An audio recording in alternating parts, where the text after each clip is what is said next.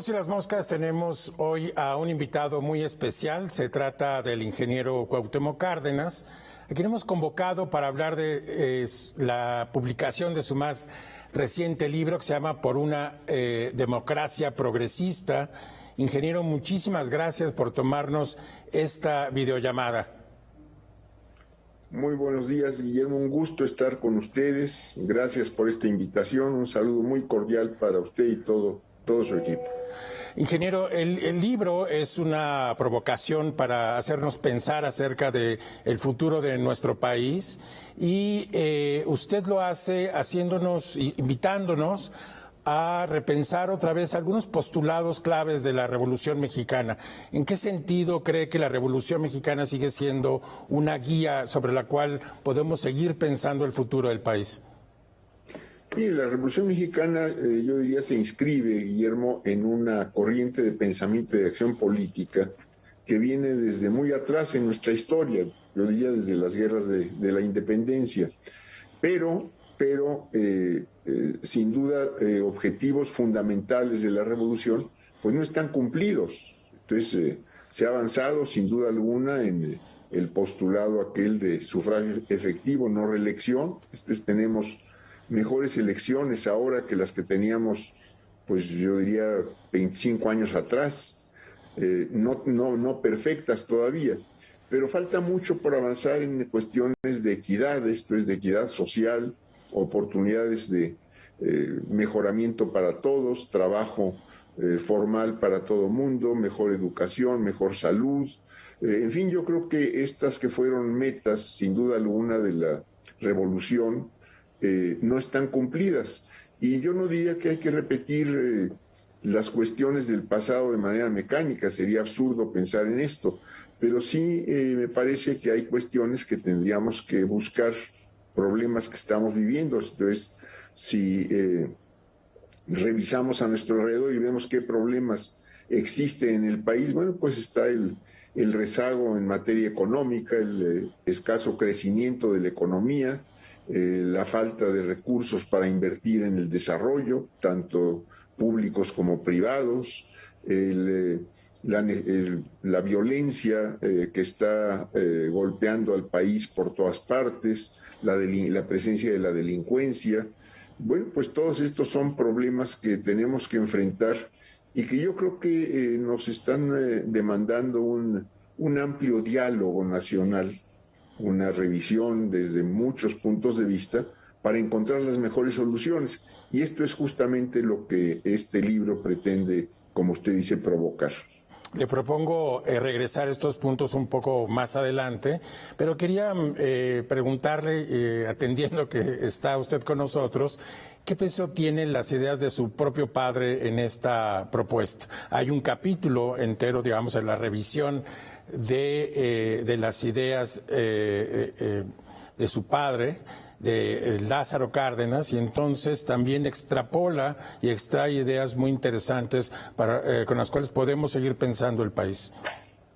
Bueno, yo creo que tanto en su gobierno como fuera de su gobierno, mi padre, Lázaro Cárdenas, hizo aportaciones importantes a este movimiento que podemos llamar revolucionario, progresista o liberal, en fin, como queramos llamarle, que estaba buscando el progreso del país y yo diría de manera muy fundamental el mejoramiento de las condiciones de vida del conjunto de los mexicanos, tanto de la gente que vive y trabaja en el campo como de los trabajadores de la ciudad y como de todo mundo que pues a partir de su trabajo, de su creatividad, puede contribuir a una mejor vida para todo el mundo en nuestro país.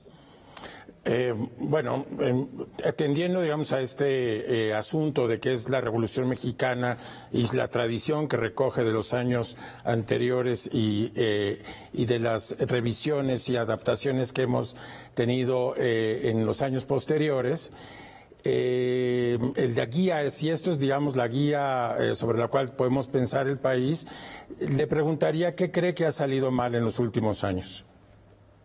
Bueno, yo diría y haría preguntas en este caso, Guillermo. ¿Por qué no puede instrumentarse una política económica contracíclica, como dicen los economistas, para que haya crecimiento? ¿Por qué no podemos destinar mayores recursos a una educación de calidad que pudiera permear por todas partes el país? ¿Por qué no se han tomado medidas para proteger el empleo que se ha visto, es decir, se ha visto afectada a mucha gente ahora con motivo de la pandemia y que han perdido sus oportunidades de trabajo? ¿O por qué no se ha podido apoyar a empresas también que con motivo de la pandemia pues han tenido que reducir su actividad o incluso quebrar? En fin, y otra pregunta sería, bueno, ¿por qué no revisamos lo que se ha estado haciendo en materia de combate a la delincuencia? Porque lo que se ha venido haciendo en los últimos 20 años pues no parece dar los resultados que uno quisiera se estuvieran ya dando, y que pudiéramos efectivamente erradicar violencia, erradicar la presencia de la delincuencia, etcétera, etcétera. Sí, sobre este punto usted subraya que la utilización del ejército en cuestiones de combate a la delincuencia, como vemos ahora por medio de la Guardia Nacional, no es tal vez la mejor idea para atender estos temas. ¿Qué piensas sobre este punto en particular? Pienso, Guillermo, que tenemos que revisar, y esto quiere decir instancias desde luego del gobierno, de los gobiernos en sus distintas categorías, entonces federales, estatales, municipales, grupos que estudian o gente que estudia las cuestiones de la delincuencia, de la presencia de la delincuencia en el país, el narcotráfico, etcétera, sectores académicos, etcétera. Tendríamos que juntarnos y revisar entre todos qué es lo que podemos hacer para que, en vez de tener presencia de la delincuencia en muchas partes del país, pudiéramos intensificar la presencia del Estado y de la sociedad a través de proyectos productivos, de escuelas, de actividades culturales, en fin, por todo el país, de modo que esto fuera barriendo, corriendo a la delincuencia de las distintas partes del territorio nacional. Creo que eso tendríamos que proponérnoslo, y esto aterrizar en un plan donde tuviéramos objetivos, recursos, responsables, tiempos, rendición de cuentas, para ver si efectivamente el plan está dando resultado o no, porque, como digo, lo que se ha venido haciendo en los últimos años pues no está dando resultado, por lo tanto valdría la pena revisar si podemos hacer algo mejor. Muy bien, ingeniero, tenemos que irnos a un corte. Le propongo que regresando hablemos de temas sobre desigualdad y rectoría del Estado, que son también dos temas que usted introduce en esta propuesta, pero vámonos a un corte y regresamos.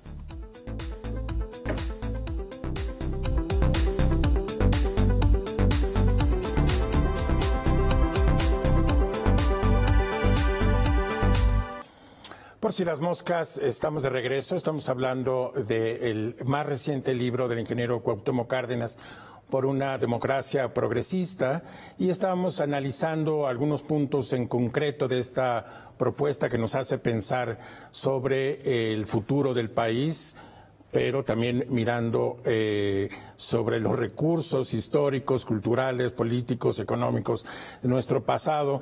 Ingeniero, uno de los puntos cruciales del libro es que no hemos podido resolver el problema de la desigualdad. Nos encontramos, de hecho, en términos muy parecidos. En fin, ha habido algunos avances, pero nos encontramos en términos prácticamente iguales desde hace muchos años. ¿Qué es lo que propone en este libro para atender el tema tan agudo, tan grave de este país, que es la desigualdad? Y tenemos una muy fuerte desigualdad de carácter social, un ingreso que se concentra en grupos muy reducidos de la población y mucha gente que carece de ingresos y de incluso facilidades para una vida con dignidad. Me parece que por una parte tendríamos que buscar que se instrumentaran programas de creación de empleo formal. Me parece que tendríamos que buscar, a partir de desarrollos regionales, de integración de cadenas productivas, etcétera, de aprovechar nuestros recursos naturales que son muy variados y muy ricos en el país. Bueno, creación de empleos formales, esto tendría que venir acompañado de un fortalecimiento de la seguridad social. Me parece que esto es fundamental en su momento de ampliar las posibilidades de la seguridad social e incluso desvincularlas de la nómina, como dicen los especialistas, de modo que tuviéramos más, es decir, una seguridad más fuerte todavía que la que tenemos actualmente. Claro. Y por otro lado, me parece que tendríamos que pensar en una mayor intervención del Estado en la conducción de la economía, uno, con estricto apego a la ley, dos, con un profundo sentido democrático, pero esto hacerlo a través de instrumentar en el país un sistema de planeación del desarrollo. Creo que tenemos que ir a una planeación que trascienda los tiempos sexenales, a una planeación transexenal que estableciera desde luego objetivos de nuestro desarrollo, que estableciera los recursos que se van a asignar para las distintas programas, objetivos concretos, etcétera, que pudiera dar seguimiento a cómo se van cumpliendo estas metas o estos procesos de cumplimiento de metas, con responsables, con rendición de cuentas. Todo esto nos permitiría sin duda una mejor conducción del Estado, porque tendríamos con claridad objetivos hacia dónde dirigir los esfuerzos del desarrollo, y nos permitiría también una mejor utilización de los recursos disponibles, que siempre serán escasos frente a las necesidades. Ingeniero, hablando del tema de Rectoría del Estado, usted hace una mención específica acerca, obviamente, de los recursos petroleros, de las minas y de la producción de energía, y estamos ahora en el gobierno de Andrés Manuel López Obrador una redefinición sobre estos temas. En concreto, ¿qué opina de la reforma eléctrica y cómo deberíamos en cualquier caso plantear esta nueva este nuevo ámbito del papel del Estado en la conducción de los asuntos energéticos? Y me parece muy importante que se haya presentado esta iniciativa de reformas a la ley de Servicio Público de Electricidad. Me parece que contiene cuestiones positivas e importantes, pero creo que tenemos que revisar esta iniciativa en los términos en que se ha presentado. Esto es, tenemos que revisar para realmente hacer eficaz el despacho de energía, como se dice. Esto es, qué plantas van entrando en servicio, cuáles son los costos de la electricidad de cada una de las plantas. Me parece que esta iniciativa lleva algunos errores de técnica legislativa. Por ejemplo, asigna a la Comisión Federal de Electricidad la responsabilidad de dotar de energía eléctrica a todo el país y a todo mexicano. Me parece que el objetivo es fundamental, pero que debe ser una función y una responsabilidad del Estado mexicano, no de la Comisión Federal. Dice también que la Comisión Federal tendrá que generar el 54% de la generación del país a partir de que la ley entre en vigor. Bueno, en este momento, según los datos que yo he podido conocer, Comisión Federal de Electricidad está generando alrededor del 30-35% de la energía eléctrica. Bueno, yo no me imagino cómo de un instante al otro va a pasar del 35 al 54, y sería muy grave que al entrar en vigor una ley se empezara por el incumplimiento de la propia ley. Todas estas cuestiones me parece que merecen ser revisadas, y habría que pensar, y me parece que esto es quizá tanto más importante que las reformas que se hagan a la ley, que tiene que venir acompañada esta reforma de ley de un programa de inversiones. Es indispensable modernizar y aumentar la capacidad, por ejemplo, de las redes de transmisión y distribución. Estamos muy atorados en esa materia. Que tenemos que acelerar la modernización de nuestras plantas hidroeléctricas. Entiendo que ya se empezó esta actividad, pero creo que habría que acelerarla en lo posible.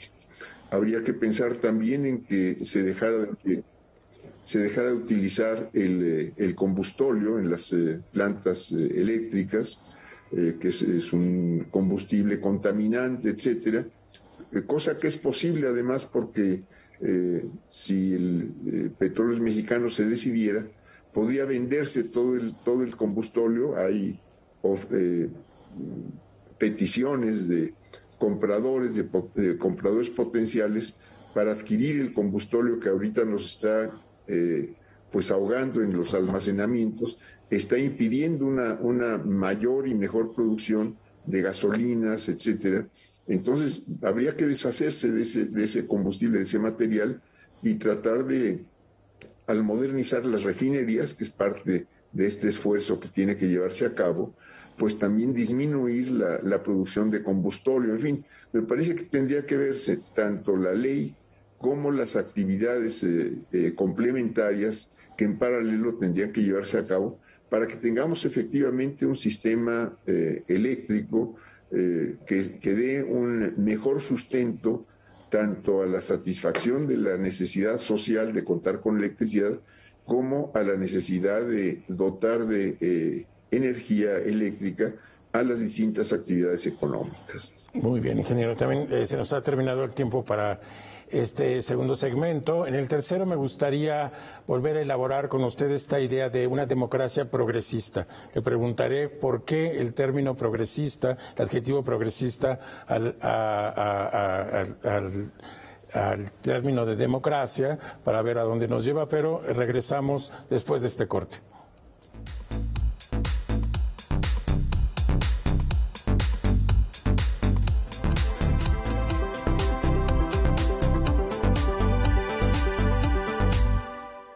Por si las moscas, estamos de regreso. Soy Guillermo Sorno. Hablo nada más y nada menos que con el ingeniero Cuauhtémoc Cárdenas, autor del libro Por una democracia progresista, título del cual hemos estado hablando. Ingeniero, la pregunta, ¿te parecería, quería decir que después de la publicación del influyente ensayo Enrique Krause por una democracia sin adjetivos en los años 80, nos cuesta trabajo adjetivar la palabra democracia, y sin embargo en su libro usted tiene pues esta propuesta de que sí hay que adjetivar el término democracia, porque parecería, y está expreso en el libro, que la democracia liberal nos ha dejado cuentas pendientes, y usted piensa que deberíamos de ir hacia una democracia progresista. ¿A qué se refiere el término progresista? ¿Qué quiere decir con este adjetivo? Guillermo, me parece que en la plática cotidiana, en el hablar de todos los días, para muchos, cuando se habla de democracia, se está pensando en las elecciones, esto es, en elecciones limpias, en un voto respetado, etcétera, lo cual evidentemente es fundamental en cualquier sistema democrático.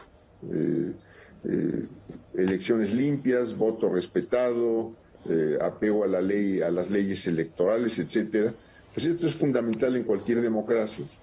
Pero no se agota la democracia con las cuestiones electorales, ni se agota con elecciones limpias y respetadas. Esto es, yo diría que un valor fundamental de la democracia es la igualdad. Es la igualdad ante la ley, igualdad ante la sociedad para cualquier persona, para cualquier individuo, igualdad ante las oportunidades de mejoramiento.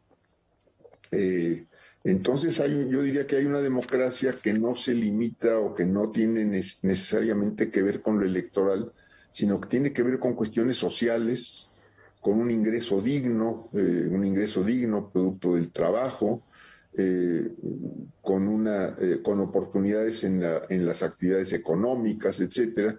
Entonces yo creo que este conjunto de aspectos de la democracia pues pueden englobarse en este calificativo de progresista. por eso es que yo he llamado democracia progresista.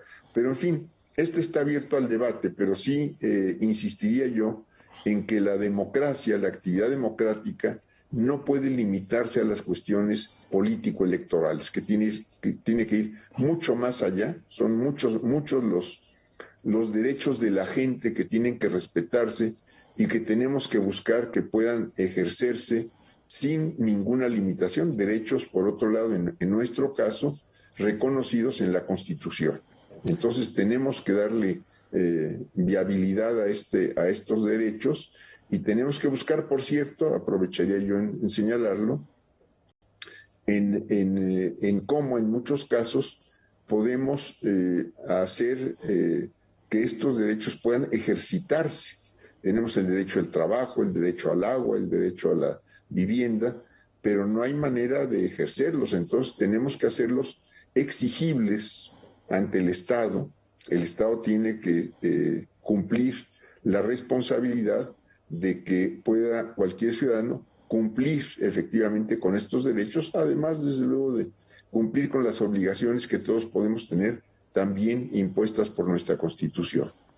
Bueno, hemos tocado el punto de lo electoral, hablando de estas cuestiones sobre la democracia, y hay una parte del libro que también me llama mucho la atención, que es su recuento de la corriente democrática, el efecto que tuvo en la democratización del país, y quería preguntarle, ya que lo tengo aquí visto a la distancia, ¿qué opina de esas elecciones? Bueno, de ese momento, la contribución que hizo a este movimiento del cual ahora abrevamos, que es este movimiento hacia una mayor democracia en el país, y pues de esas elecciones del 88 que fueron tan discutidas y en las que hubo un fraude. ¿Qué opina? ¿Cómo ve ese momento a la luz de la distancia y de nuestro presente? Creo, Guillermo, que desató, es decir, la movilización del 87-88, desató la posibilidad de avanzar justamente en una mejor democracia electoral. Yo creo que a partir de la elección del 88, más allá del fraude reconocido por prácticamente todo el mundo, pues desató una movilización y llevó a una toma de conciencia de la gente de que si se participaba en las cuestiones políticas, si se participaba y se insistía en el voto, que el voto se respetara y se participaba en las elecciones, pues acabaríamos por tener mejores elecciones. Y me parece que esto se inicia o se arranca justamente con estas movilizaciones del 88 y que la gente siguió, digo, a decir, no sé, después de la elección de 88 y más allá de cómo se haya dado, la gente no se fue a su casa. Exacto. Sino que siguió insistiendo y siguió empujando hasta que ha logrado que tengamos mejores elecciones. Yo diría que desde el 97 a la fecha, en ninguna elección se ha cuestionado que los votos se hayan contado mal. Hay otras cuestiones que hay que revisar, el dinero sucio, intromisiones de funcionarios tratando de inclinar en un sentido o en otro una elección, pero es decir, a partir del 97 por lo menos, y esto es fundamental en cualquier elección, los votos parece que se han contado bien, porque en ese sentido no ha habido ningún reclamo de ningún partido político o de ningún participante. ¿Su opinión sobre el Instituto Nacional Electoral? Bueno, me parece que es una institución fundamental. Esto es, yo creo que tiene que ser una institución autónoma, más allá de que pueda mejorarse su estructura y revisarse sus facultades. Ingeniero, para terminar, y brevemente, porque nos queda muy poco tiempo, ¿con qué idea quiere que se quede el lector al terminar de leer su libro? Con que hay que abrir el diálogo para encontrar los mejores caminos para resolver nuestros principales problemas, Guillermo. Se lo agradezco muchísimo, de verdad. Muchas gracias por tomar esta videollamada, ingeniero. Al contrario, gracias a Canal 22, gracias a ustedes, gracias a Por Si las Moscas. y a nuestra audiencia decirle que nos vemos aquí el próximo sábado a las 7:30 por si las moscas.